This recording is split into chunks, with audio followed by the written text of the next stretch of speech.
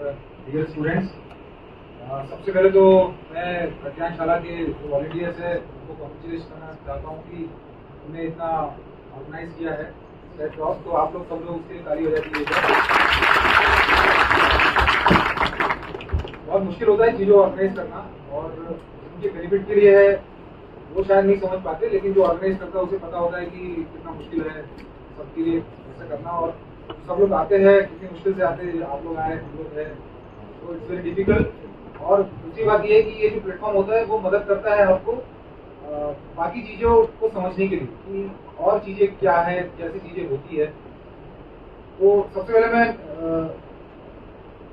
Next के बारे में बात करना चाहूँगा। नेक्स्ट के बारे में अभी कौन कौन से स्टूडेंट्स हैं जो नेक्स्ट देने वाले हैं? तो आप लोगों ने पता किया होगा नेक्स्ट के बारे में। तो नेक्स्ट 1 और नेक्स्ट 2 है। मोस्टली जो नेक्स्ट 1 है वो एमसीक्यू बेस्ड है, और उसमें भी मुझे ऐसा लगता है कि अप्लाइड क्वेश्चन ज़्यादा आएंगे। जो थ्योरेटिकल क्वेश्चन पहले थे वन लाइनर वो नहीं आएंगे और अप्लाइड ज़्यादा आएंगे। और सेकंड चीज़ है कि जो नेक्स्ट 2 है वो इट इज़ ए लाइसेंसी एग्जाम। उनने इंटर खत्म होने के बाद जो एग्जाम रखी है उनको नेक्स्ट 2 बुलाया। सेकंड चीज़ एक इसमें ये है कि कितनी बार हो सकती है फ्रिक्वेंसी। तो जो नेक्स्ट 1 है हम 2 बार दे सकते हैं।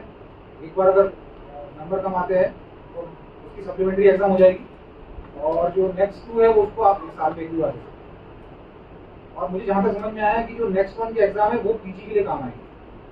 तो जो पीजी के लिए आपने अगर समझ के 3 बार अगर नेक्स्ट दिया तो जो आखिरी वाला नेक्स्ट 1 है उसके बेस पे आपको रैंक नहीं मिलेगी।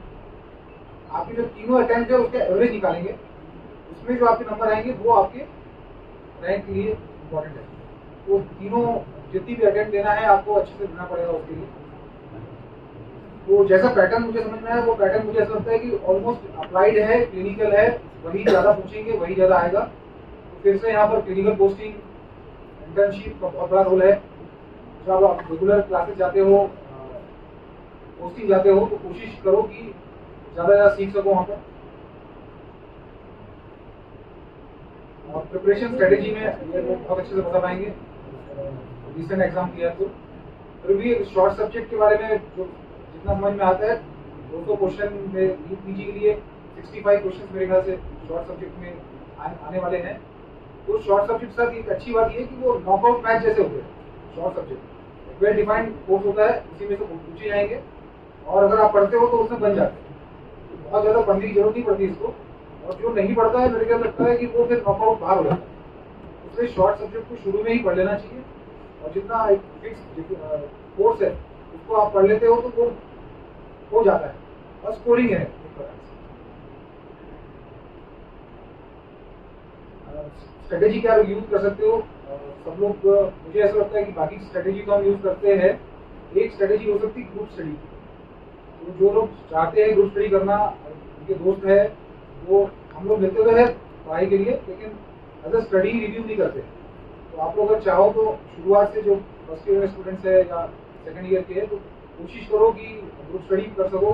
तो टॉपिक डिस्ट्रीब्यूट कर लो, आके एक दूसरे को क्वेश्चन पूछ सकते हो, एनालिसिस कर सकते हो। तो जो आपका अप्लाइड जो थॉट प्रोसेस है वो ज़्यादा डेवलप हो जाए। एक चीज़ आप ये कर सकते हो।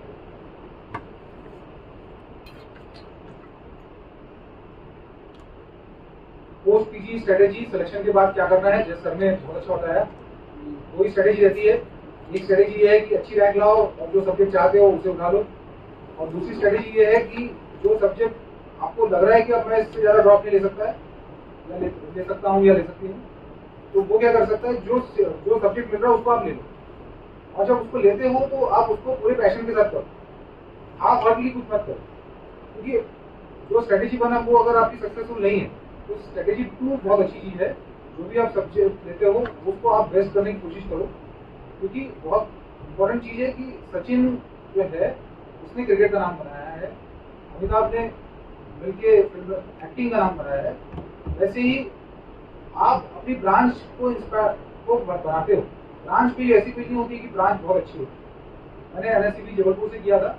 एनेस्थीसिया मेरा कोई बहुत ज़्यादा ऐसा टच नहीं था, लेकिन हमारे वहाँ पर कंसल्टेंट थे, कृपलानी सर एचओडी थे, तो उनकी कहानियाँ बहुत चलती हैं, उनके काम के बहुत किस्से होते थे, तो वो इंस्पायर करता है। तो एक चीज़ आप याद रखो कि there are plenty of ways to go ahead in your branch. तो ब्रांच बहुत बड़ी नहीं होती है, ब्रांच को जो करता है वो उसको बड़ा बनाता है। तो दोनों स्ट्रेटेजी है, स्ट्रेटेजी 1 अगर नहीं होती है तो स्ट्रेटेजी 2 कर सकते हो, and you can give your best and enjoy the branch. और इसके बाद एनेस्थीसिया आप करना चाहोगे या नहीं करना चाहोगे, तो एनेस्थीसिया में बहुत कम एक्सपोजर मिलता है यूजी में, हम लोग ज़्यादा जान नहीं पाते ब्रांच को। और तो ये चीज़ है कि क्लिनिकल समय जैसे बताया, क्लिनिकल सर्जिकल आप हो या नहीं हो, बस सर्जिकल मुझे पसंद नहीं है बिल्कुल भी, तो मैंने फिर इससे एनेस्थीसिया उठाया। और बेसिकली मैं मेडिसिन साइड ज़्यादा अच्छा लगता है, तो एनेस्थीसिया सूट करती है। एनेस्थीसिया में क्या जॉब अपॉर्चुनिटीज है, तो फर्स्ट तो ये है कि एज ए एनेस्थेसियोलॉजिस्ट आप काम कर सकते हो। एनेस्थीसिया में अर्ली सेटलमेंट है और जॉब अपॉर्चुनिटी ज़्यादा है, क्योंकि सर्जिकल फील्ड ज़्यादा है, तो एनेस्थीसिया में काम जल्दी आसानी से मिल जाता है।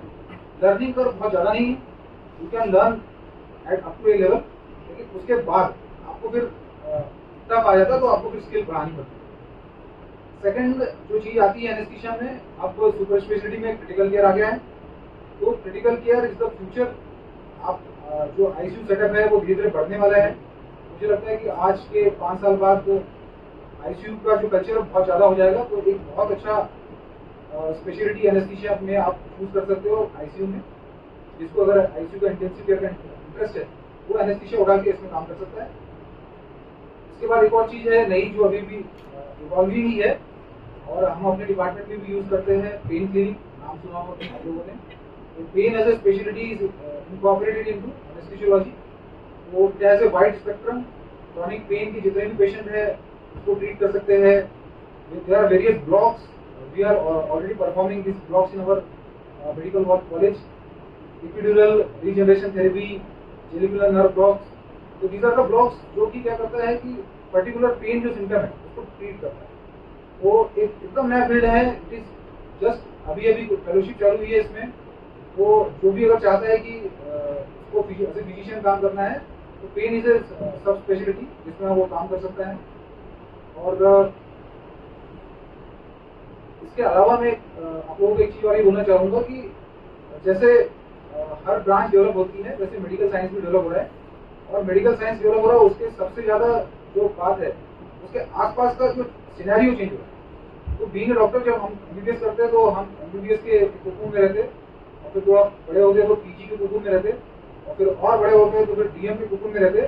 जब तक हम बाहर आते हैं रियलिटी में, तब तक हमारी दुनिया ही बदल जाती है।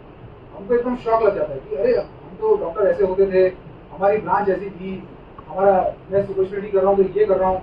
लेकिन आप जब तक आओगे तब तक जो सिनेरियो वो क्या होता है, पूरा शिफ्ट हो जाता है, ड्रास्टिक शिफ्ट हो जाता है। तो मेरा ये सजेशन आप लोगों से ये है कि be with the touch with the reality. Newspaper पढ़ो, जो भी नई एकेडमिक्स ग्रोथ हो रही है वो पढ़ो, जर्नल्स अगर पढ़ सकते हो थोड़ा बहुत वो पढ़ो। और टेक्नोलॉजी जो आजकल बहुत है, मेडिकल साइंस, मुझे लगता है आप लोग जब आओगे तब तो मेडिकल साइंस जो प्रैक्टिस हम लोगों ने देखी थी और जो आज हम लोग कर रहे हैं वो ड्रास्टिकली चेंज हो जाए। तो आपको वो सब चीज़ें बहुत मदद करेगी कि फ्यूचरिस्टिक ब्रांच कौन सी लेना है, क्योंकि ब्रांचेस चेंज होती है समय के अनुसार। कुछ साल पहले जो अच्छी ब्रांचेस थी वो कुछ साल बाद चली जाती है। आज जो आप उठाओगे आज के एविडेंस से, जब तक आप निकलोगे तब तक वो ब्रांच ही का खेल खत्म हो जाएगा। तो हर ब्रांच के साथ होता है, तो आपको एक रियलिटी में टच रहेगा और आपके एक्सपेक्टेशन भी टच में रहेगी कि आपको कितना एफर्ट देना है, क्योंकि डॉक्टर्स का बहुत लंबा 10 साल का रहता है पूरा स्पेक्ट्रम। वो हमारे एक्सपेक्टेशन और रियलिटी में बहुत ज़्यादा फर्क आ जाता है।